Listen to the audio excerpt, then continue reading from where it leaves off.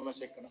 Exactly वही pattern हम GS1 and GS2 में 68 मेंस में वही इसी पैटर्न पर हम क्वेश्चन रखेंगे। सिलेबस वही है, क्वेश्चंस के पैटर्न मतलब नंबरिंग सिस्टम रीअरेंजमेंट इस तरह से रहेगा। ऐसे के बारे में ज़्यादा हम लोगों ने नहीं बतलाया था, लेकिन हम अब ऐसे के बारे में बताएंगे। हमने जान करके उस समय नहीं लोगों को बताया, क्योंकि अभी पहले लोग पीटी अपने शांति से दे दें और जब पीटी जब वो कर लेंगे उसके बाद ऐसे की बात।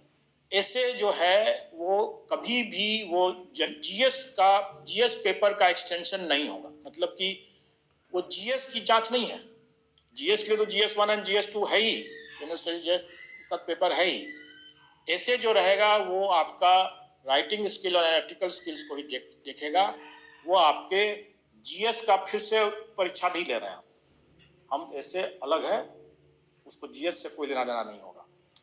उसमें 3 सेक्शंस रहेंगे, 300 नंबर का है वो, 3 सेक्शन रहेंगे, 100 नंबर के 3 सेक्शंस रहेंगे। हर सेक्शन में 4-4 क्वेश्चंस रहेंगे, ये उसका फॉर्मेट रहेगा। 4-4 क्वेश्चंस रहेंगे हर सेक्शन में, उसमें से एक करना है तीनों में।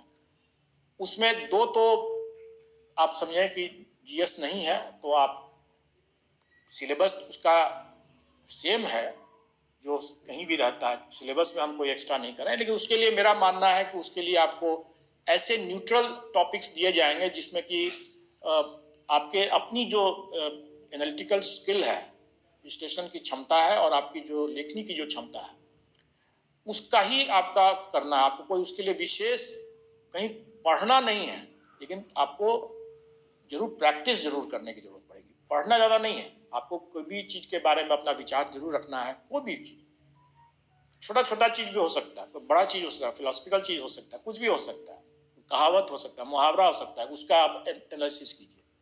चोर की दाढ़ी में तिनका, मान लें अगर ये एक सवाल है, तो कहने का मतलब है कि इसके लिए आप कोई किताब आपको पढ़ने की जरूरत नहीं है। आप कितना आप इसको किस तरीके से आप लिखते हैं, कोई लिख सकता है उसको बहुत ह्यूमरस तरीके से लिख सकता है, कोई उसको फिलोसफिकली लिख सकता है, कोई कुछ और लिख सकता है। तो ये आपके लेखन की क्षमता और आपके विश्लेषण की क्षमता को आकलन है।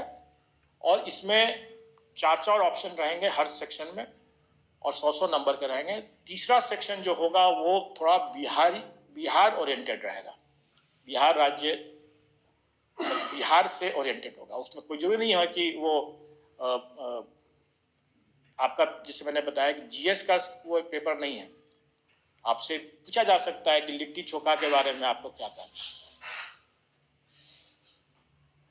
उसका मतलब कुछ भी इस तरह का चीज पूछा जा सकता है जो कि बिहारी लोगों को उसमें फायदा होगा।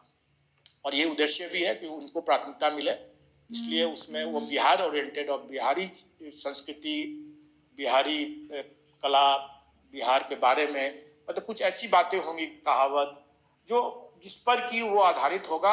आपका जनरल नॉलेज